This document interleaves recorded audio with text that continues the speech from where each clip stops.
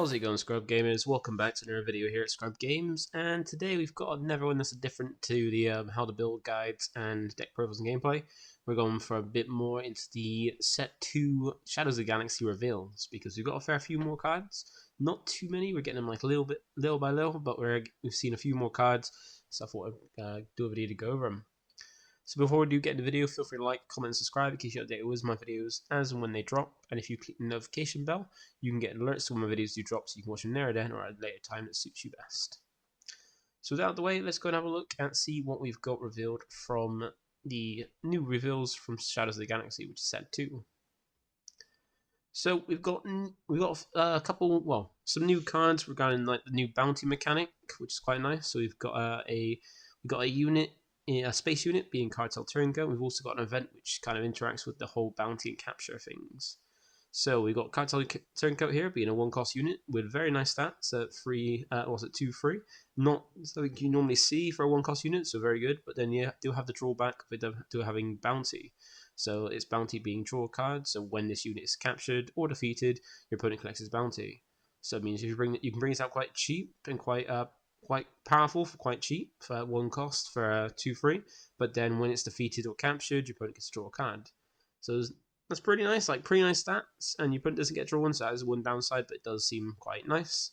And then you have unexpected escape, so you've got some kind of ways to kind of rescue any of your captured cards. So if your card gets captured by the new capture mechanic, you can kind of get them back, and it's not just by like defeating the unit that's underneath, but you've got different ways to do it. Like you've got this 1-cost event here, being Unexpected Escape, being a nice trick, and also it's a trick as well, so it kind of interacts with Boba, with the Boba unit, being able to play this for free as well if you have Boba, which is quite nice, quite interesting. And you get to exhaust the unit, so exhaust anything, and then you can rescue a captured card guarded by a unit. So normally when you have captured cards, they go under the unit that captures them. So this is a nice little one to kind of exhaust that the unit has got something captured and has taken something, and then release it as well from it. That's pretty cool. One thing I do really like, as I've already stated, is that it's a trick card, so it kind of goes well with the kind of like trick kind of core with Boba and stuff, because Boba's got a nice little effect where it can reduce the cost of trick events. So I think it can have trick events or trick cards by 1, so you can make this into your free play card with Jabba out, which is quite nice. It can also be found by Jabba, so this gives more interesting things to go with Vigilance and Cunning in that route, which is quite cool. And because it is more Shadows of the Galaxy, and there's a lot of like underworld stuff already in Cunning than compared to the rest of the what's it called? Aspects. That's the one. So these are like some of the new bounty mechanic cards. I thought they were quite cool. And then we've got some more cards, not just those two. We've got other ones as well. We've got the new Smuggle mechanic. So we already saw from the first lot of reveals that there's going to be 3 mechanics in this game, or in this new set. And the first 2 that we saw were bounty and capture. Being bounty, you can put like a bounty on what cards will have, or you can put bounty on a card, so that way when they're defeated or captured, the person who defeated them, or the opponent of the person who defeated them, depending how, the opponent of the person who defeated them, then gets the bounty, which the effect they get off it. And you got the capture mechanic allowing you to like grab your opponent's cards, put them under a unit, have a unit guard them, and then they're basically taken and stored away out of play until that unit is gone. So it's quite cool mechanics. And then there's a third one, and we finally get to see what the third one is, and it's Smuggle. So it's quite interesting because what Smuggle looks to do is if it's in play as a resource, you can play it from your resources, but you can play it at a different cost compared to the actual cost of the card. Like you see from these two that are on screen, you've got the Smuggle on them being a little bit or a lot higher than the actual cost. But then you can like smuggle them straight out from the energy, from the resources. You can you can resource them early and able to play them, still have them playable from your resources as the game goes on later. So it's quite nice. So you can if you feel like you need to charge them, but you don't really want to, you can always charge them and play them again later. That's a nice, cool little mechanic. Kind of like similar to Dragon Ball, where you can like play stuff in your energy and things like that. So it's a nice little addition that we're kind of used to if you play Dragon Ball. Go to this. And from the 2 we've got, and also another thing to go over Smuggle is that with the Smuggle, you see like there's a cost and an aspect. Essentially, when it comes to playing the cards using Smuggle, you pay the cost that's written next to the Smuggle. So the number here, like 7 and 6. And then also you need the aspect isn't the one that's on the card, but it's the one within the Smuggle. So you've got both the cost of the card and aspect cost in the Smuggle cost there. So you don't. So that's why you see one. You'll see in a little bit about like what that means as we go to some more, because it's not just these two smuggle cards. We've got other ones as well. So you've got Vigilant Pursuit Craft being a 5-cost, 3/5. It's not the best stats, but it does have Sentinel. And it does have a smuggle cost of 7 and needing Vigilance to basically play it out from your resource. And it even kind of says here as well how you do it. You basically, if this card's in a resource, you can play it from its for its smuggle cost. So the cost in smuggle, little brackets there, and then you replace it in your resources with the top card of your deck in Exhaust. So you play this out in Exhausted, and then you place the top card of your deck in your resources as Exhausted. And you can play the card itself in your resources as the cost of the card, so you don't bring out and waste resources. It's quite nice, but it's not the most amazing one. Gonna smuggle out for 7, and even then, his stats as normal unit is not the best for its cost. And then we've got Privateer Crew, which is quite interesting. So this is normally just a normal 2-cost 2/2 with no, like it's a skillless 2-cost 2/2. But then you can always smuggle it in later from your resources, but it does cost 6, so a lot more than it actually is in the printed cost and needing command. But then if you do, like it is a steep cost, but if you do, it then has it when played using Smuggle. So if you play it normally, it's just a 2/2. But if you play it using Smuggle, then you can give free experience tokens to it. I mean, you can either play it as a 2-cost 2/2, or you can smuggle it in later for 6 resources as a 5/5, which is pretty decent, not too bad. So those are some pretty cool ones to show off the mechanic, and we've got some more as well. So we've got another 2 being Timely Intervention and Hotshot DL44 Blaster. So these are quite cool. So we got smuggle costs not just on units, but also on events and upgrades.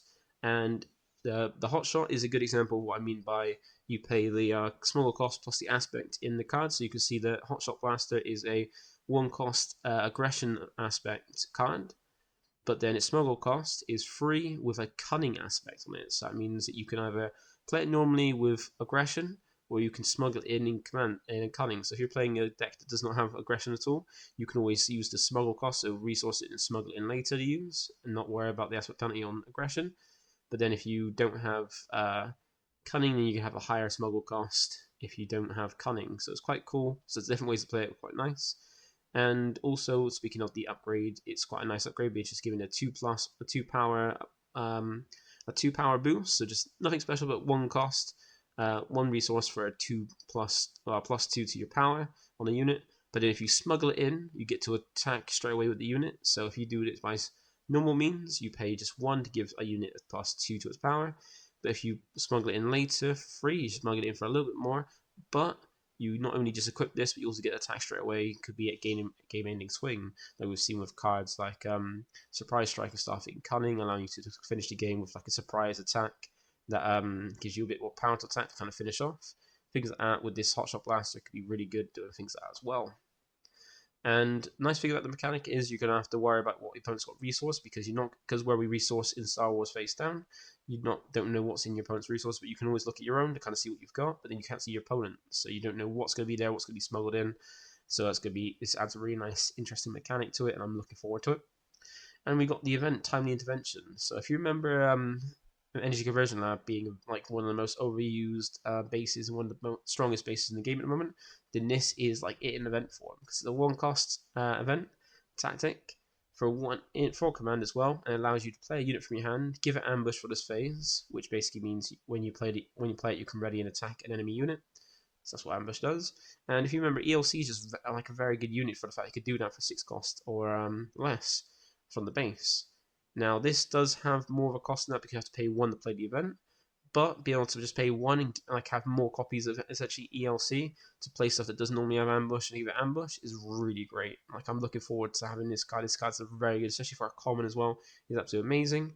And you can always smuggle it in as well. So if you have it in your hand, you want to you have nothing else that you really want to resource, you can always resource this.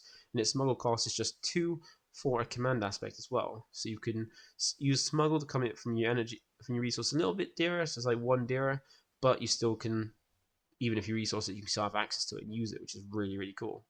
So this is a card that I'm really excited for, especially in like my hero deck. Really looking forward to having that. And these are some really nice cards. Like the smuggle mechanic looks really, really cool, really, really interesting. It looks like it's going to be a lot of fun using it as well. So I'm looking forward to see what more smuggle cards we can get. But that's not it. We also have the Bad Batch as well. So we have it confirmed that the Bad Batch is coming out in well, has cards coming out in Shadows Galaxy as well. And the first one we got revealed was Crosshair. So this is a 4-cost ground unit, which is command and villainy as well. Pretty decent stats in 2/6, and having nice traits of Imperials. It goes well with the villainy, clone as well, and a trooper. So you've got some benefits from the kind of different trooper things you can have, because there's some cards that reference troopers for effects. And it's got 2 action effects. The first one is just by paying 2 resources, you get to give itself a extra 1 power for the phase. So you can do it as many times as you got 2 resources to pay. And then you have an interesting action in the other one, being tap itself, and then this unit deals damage equal to its power to an enemy ground unit. So it's quite cool. How you can power him up, and then allow him to just go ahead and pop something. And the nice thing about this is you can play it pretty well with Overwhelming Barrage, where you can just play this out on your turn 3, turn 4, play out Overwhelming Barrage, give it an extra 2/2 to its stats, do 4 damage around your opponent's board, and then tap himself to then do 4 damage because he'll be boosted to another unit rather than attacking, which is quite cool.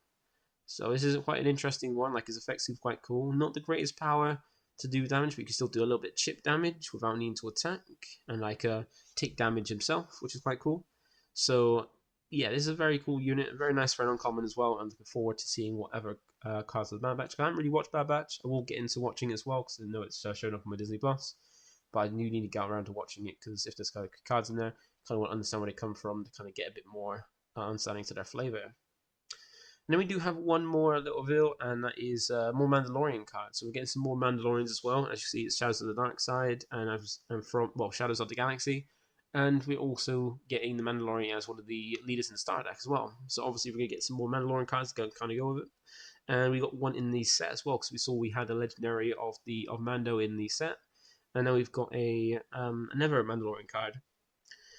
And nice thing is the event called "This Is the Way." If you watch the Mandalorian, you kind of understand the phrase, and it's a really nice little event. 2 cost and a heroic as well. So and it's a really nice effect. I'll search the top 8 cards of your deck and add up to 2 Mandalorians and/or upgrades, reveal them and draw them.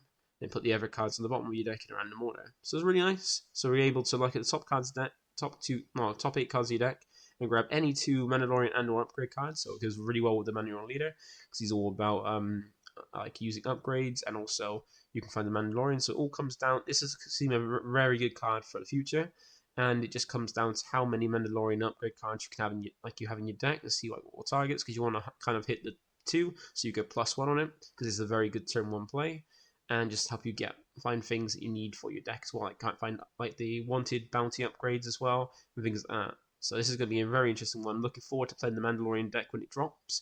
I'm looking forward to it, but I'm also enjoying this first set. And that is it for today. That is it for the reveals we got so far. So we will have more reveals coming up soon. They just come out a little bit slowly because we still got a while till the next set. So we've got a good while. So we're just enjoying the first set, making use of it, and just basically trying all the different aspect combinations, different decks. So yeah, it's nice that we only have 3 sets a year, and that they're spaced very well apart, so you can enjoy the format rather than have them quite rushed.